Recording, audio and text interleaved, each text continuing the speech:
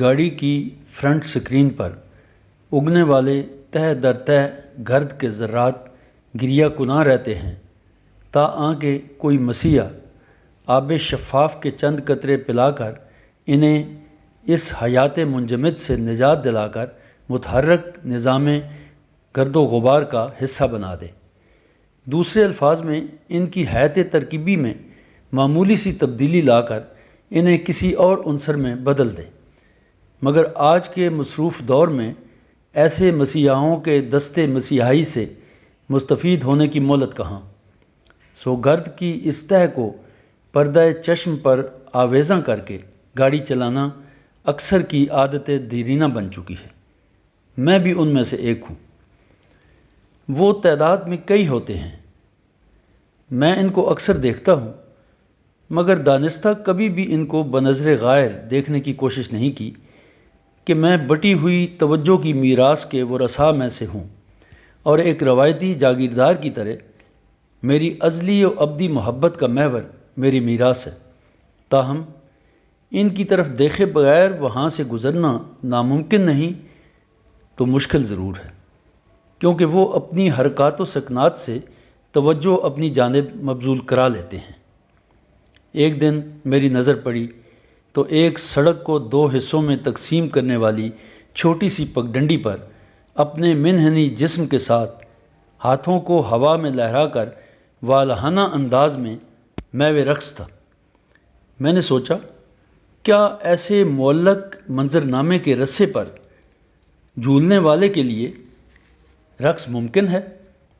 یقیناً یہ موت کا رقص ہوگا، لیکن اس کے چہرے سے شعاؤں کی صورت پھوٹتی خوشی میرے اس خیال کو تقویت دینے سے گریزاں تھی۔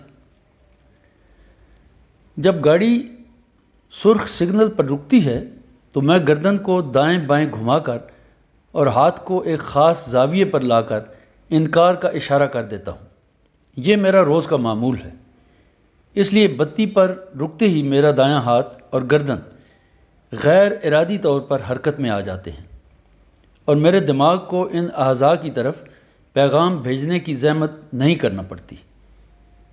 اگرچہ میرے ہاتھ اور گردن اشارہ کرنے کی اس عادت کے زیر اثر رہتے ہیں، لیکن میرا دل درد کی کیفیات سے ہم آہنگ ہونے میں لذت کشید کرتا ہے۔ چنانچہ دل کے ہاتھوں مجبور ہو کر اب وہ میری توجہ کا مرکز اور میری کہانی کا کردار بنتا جا رہا ہے۔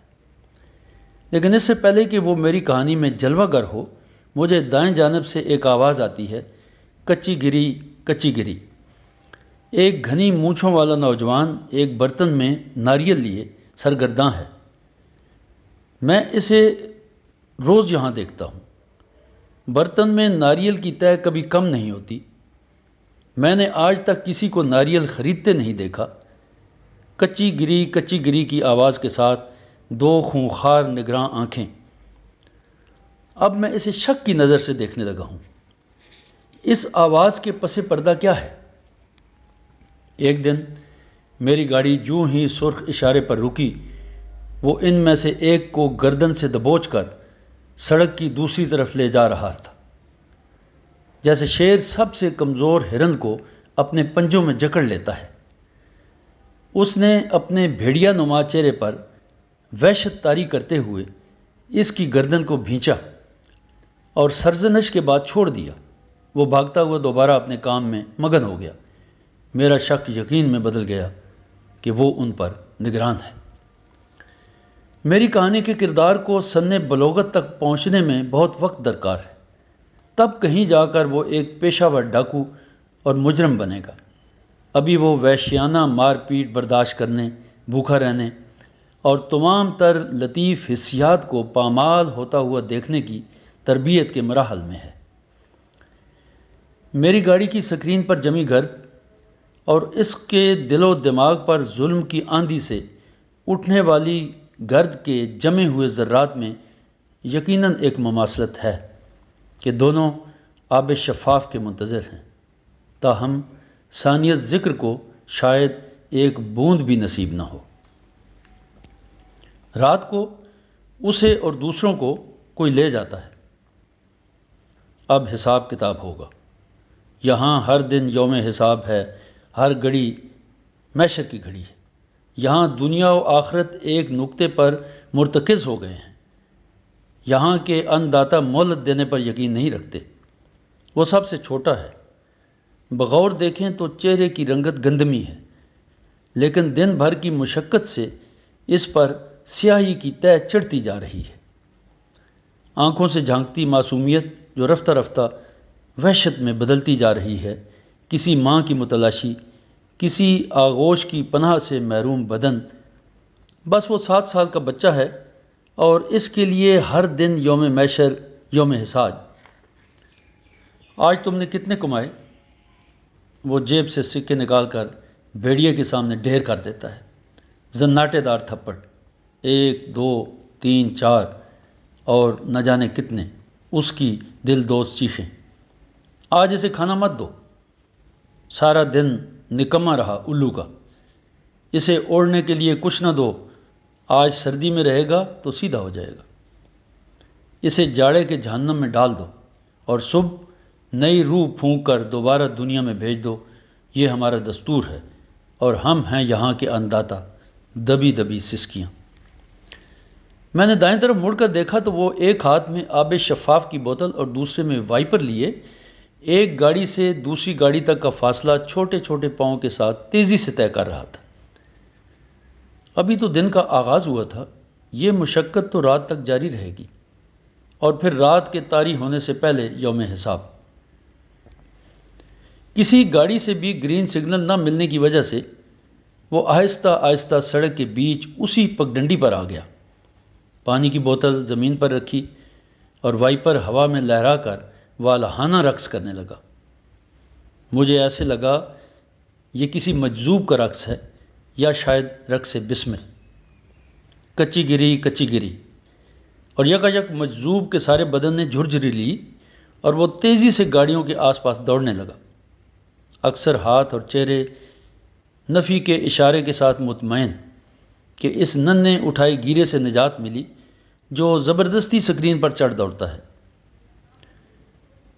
حکومت نے بچوں کے ذریعے بھیک حاصل کرنے پر پابندی لگا رکھی ہے اور مجبور و بے بس اور معذور اطفال کی بہبود کے لیے ایک ادارہ قائم کر دیا ہے کہ اگر کوئی بچہ بھیک مانگتا ہوا پایا جائے تو اسے وہاں سے اس ادارے کے سپرد کر دیا جاتا ہے جہاں اس کی نگہداشت کی جاتی ہے۔ یہ سن کر ان سب کے دلوں میں خوشی اور اطمینان کی لہر دوڑ گئی تھی، اور ایک لمحے کے لیے وہ حلقہ جبر سے باہر آ گئے تھے۔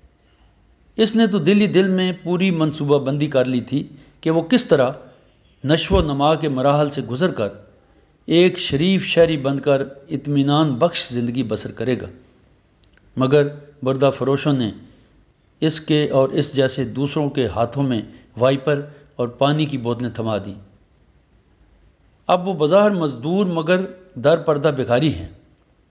ان کے معصوم ذہنوں نے بھی یہ سوچ لیا قانون سے نظام نہیں بدلتا، بلکہ نظام بدلنے کی نیت سے نظام بدلتا ہے۔ قانون انہیں یوم حساب سے نجات نہیں دلا سکتا، قانون انہیں جہنم سے جنت میں نہیں لا سکتا۔ سرخ بتی پر رکتے ہی میں نے دیکھا کہ وہ وائپر اور پانی کی بوتل اٹھائے کھڑا اپنی قوت کو مجتمع کر کے گاڑیوں کی فرنٹ سکرین کی طرف آنے کی کوشش کر رہا ہے، لیکن آج اس کا چہرہ ہڈیوں کا ڈھانچہ بنا ہوا ہے۔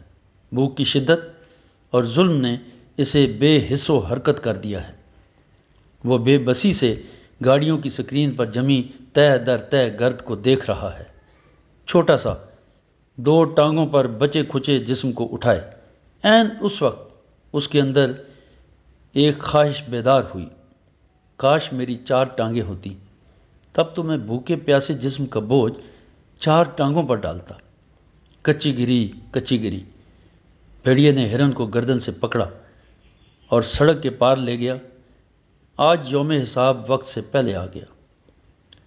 ابھی وہ اس کے پنجوں میں تڑپ رہا تھا کہ بتی سبز ہو گئی، لیکن اس کی زندگی کی بتی کبھی سبز نہیں ہوگی۔